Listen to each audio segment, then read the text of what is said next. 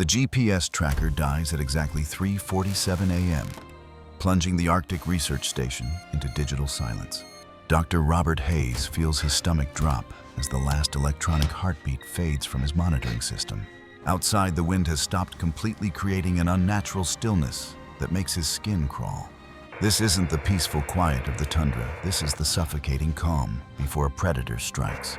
Through the frost-covered laboratory window, a massive shadow moves with deadly calculated purpose across the snow. Robert's hands freeze on his emergency radio as golden eyes emerge from the darkness like twin flames. 140 pounds of pure Arctic muscle stands motionless in the moonlight, silver fur bristling. The alpha wolf has arrived to reclaim what he believes belongs to him alone. This magnificent predator isn't here to hunt or scavenge. He's here to establish territorial dominance. Robert realizes with bone-chilling clarity that only one of them will remain master of this frozen wasteland. The wolf's gaze burns through the reinforced glass with an intelligence that makes Robert's blood freeze. 3 months of careful research and scientific progress hangs in the balance of this primal confrontation. The alpha begins a slow, deliberate circle around the station, marking his ancient claim with every step. Robert's radio crackles with his partner's terrified whisper from the supply shed 50 yards away. Sarah Chen had been cataloging specimens when the pack appeared, cutting off her escape route completely. Now 6 other wolves take strategic positions around the compound, like a military operation unfolding. But this isn't about the pack. This is personal warfare between 2 apex predators. The alpha wolf stops directly in front of the main entrance, sits back on his haunches. He lifts his massive head toward the star-filled Arctic sky and releases a howl that shakes everything. The sound carries across the endless frozen wasteland like an ancient declaration of war. Robert's scientific training crumbles as he realizes the terrible truth about his situation. The wolf isn't calling for his pack, he's calling Robert out for a face-to-face confrontation.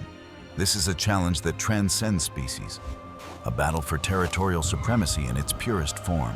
Robert's mind races through every piece of wolf behavior research he's ever studied frantically. None of his academic knowledge prepared him for a psychological standoff with a wild alpha. When he built this research station 3 months ago, he thought he'd chosen uninhabited wilderness. What he didn't know was that he'd invaded the heart of ancestral wolf territory. This hunting ground had belonged to the same bloodline for countless generations before humans arrived. The alpha wolf circles the building like a general surveying a fortress he intends to reclaim. Through security cameras, Robert watches the methodical territorial marking of every corner and wall. This isn't random animal behavior. This is calculated psychological warfare designed to break his resolve. Sarah's voice trembles over the radio from her trapped position in the supply shed. She can see the other wolves maintaining perfect formation around the compound perimeter. Their discipline and coordination reveals the alpha's supreme intelligence and battlefield experience. The wolf's massive paws leave crater-like impressions in the deep snow with each deliberate step. Every movement demonstrates his absolute confidence in his right to rule this frozen domain.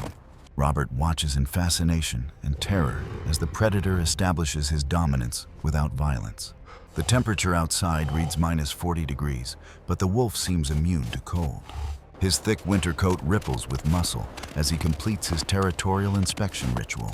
Battle scars across his face and shoulders tell stories of previous dominance challenges won. This is no ordinary wolf. This is a seasoned warrior who has never lost a fight. The alpha's golden eyes scan the station's defenses with the calculation of a military strategist. He's assessing weaknesses, planning contingencies, preparing for every possible human response. Robert realizes that barricading inside would be interpreted as an act of cowardice. The wolf culture demands that territorial disputes be settled through direct confrontation between leaders. Running away or calling for rescue would violate the ancient laws governing this wilderness. The alpha wolf returns to the main entrance and assumes a regal sitting position. His unwavering stare through the frosted glass carries the weight of generational authority. This magnificent creature embodies everything wild and untamed about the Arctic itself. Robert's hands shake as he reaches for the door handle, knowing there's no escape. The wolf has made his intentions crystal clear. This ends with a face-to-face meeting. Sarah's panicked breathing echoes through the radio as she witnesses the unfolding confrontation. The other wolves remain motionless, understanding that this battle belongs to their leader alone.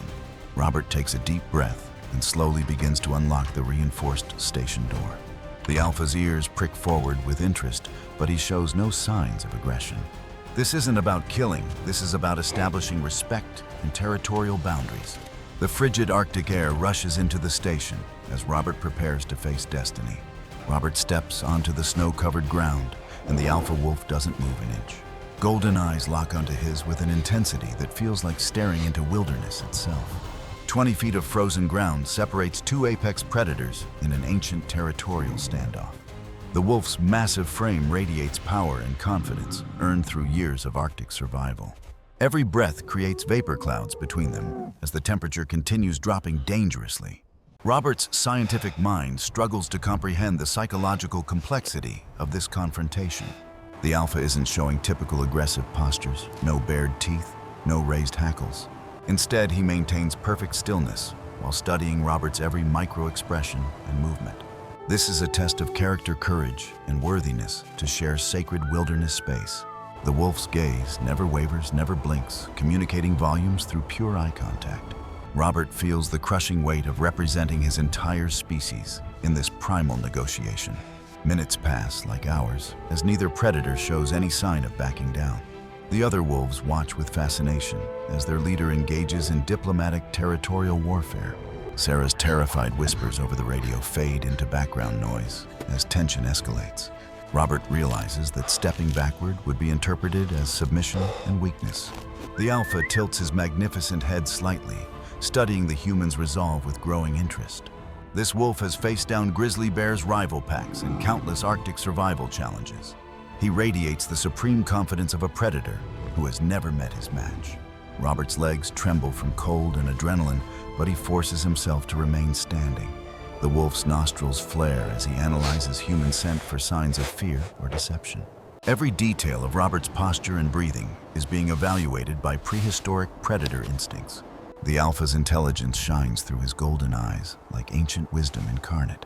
He understands that this isn't about physical dominance, it's about mutual respect and recognition. Robert feels his heart hammering against his ribs as the psychological pressure intensifies. The wolf could have attacked at any moment, could have overwhelmed them with pack tactics. Instead, he chose this formal confrontation, giving Robert the chance to prove his worthiness. The realization hits like a physical blow. This is an honor, not a death sentence. The Alpha wolf is treating him as an equal leader to leader, worthy of respect. Robert's fear transforms into profound admiration for this magnificent wilderness guardian. The wolf's steady breathing creates rhythmic vapor clouds in the sub-zero Arctic air.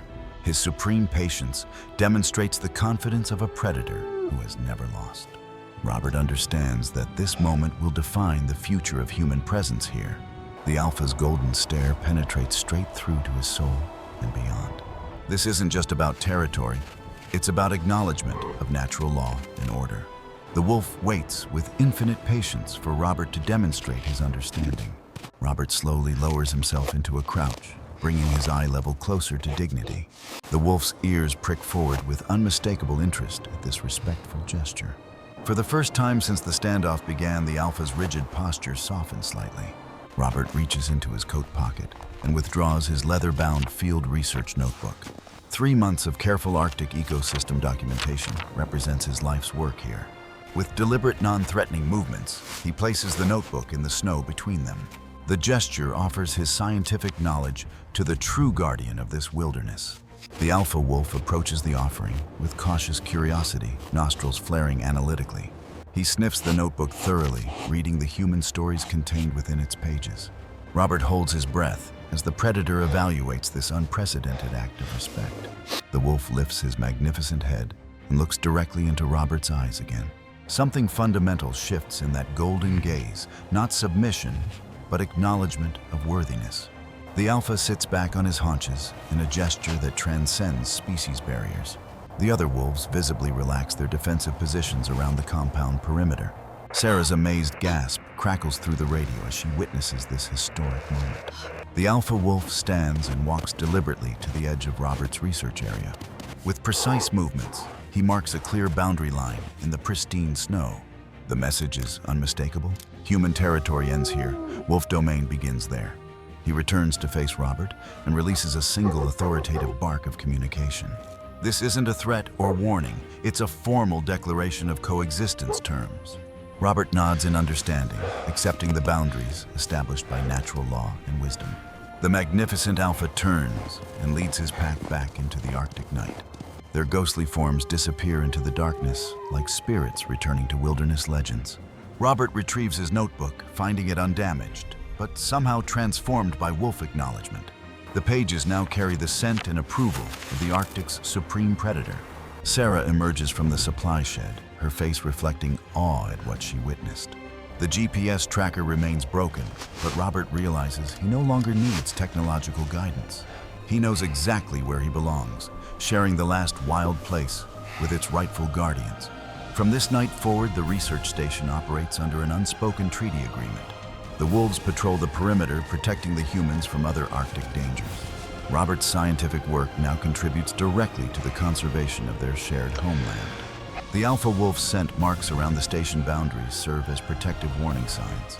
Other predators recognize the territorial claims and avoid the human research area completely. Robert documents this unprecedented cooperation between species in his daily field notes. The wolf pack's hunting patterns begin to incorporate protection of the research station. They drive caribou herds away from sensitive scientific equipment and monitoring devices. Robert realizes he's witnessing the birth of a new form of interspecies communication. The alpha wolf occasionally appears at the boundary line, checking on human activities. Their brief eye contact exchanges communicate volumes about mutual respect and understanding. Sarah captures photographs of the wolf family from a respectful distance for documentation. The research data now includes invaluable behavioral observations of wild wolf cooperation. Robert's published papers will revolutionize scientific understanding of human-predator coexistence possibilities. The Arctic Research Station becomes a model for wilderness conservation through partnership. The alpha wolf's territory markings create a natural buffer zone protecting both species. Robert's morning routine now includes a respectful acknowledgement of the boundary line. Sometimes he finds fresh wolf tracks in the snow, evidence of continued protective patrol. The magnificent Alpha has become an invisible guardian, ensuring the safety of everyone. This frozen wasteland has transformed from hostile wilderness into a shared sacred space. The wolf's ancient wisdom guides human scientific discovery without compromise to wild nature. Robert understands that he's no longer just a researcher. He's a steward of something precious. The Territorial Standoff evolved into the most profound conservation success story ever documented. Two apex predators learned to share the last wild place through mutual respect and understanding.